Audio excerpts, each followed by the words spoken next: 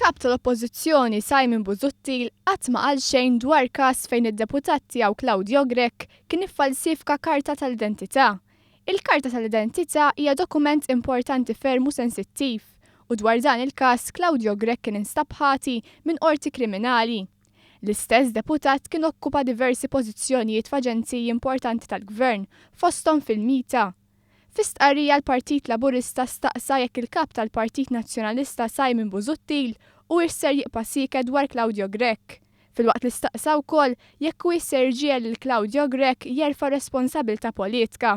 Il-Partit Laburista qal li Simon Busuttil għandu jkun konsistenti u jitlob biex dan id-deputat tiegħu jerfa' responsabbiltà politika. Intqal ukoll li l-kap nazzjonalista ma jistax jastieni minn din id-deċiżjoni bħalma stjena f'affarijiet oħra fosthom fuq il-vot tal-Unjoni Ċivili u dwar pożizzjoni fuq il-kaċċa.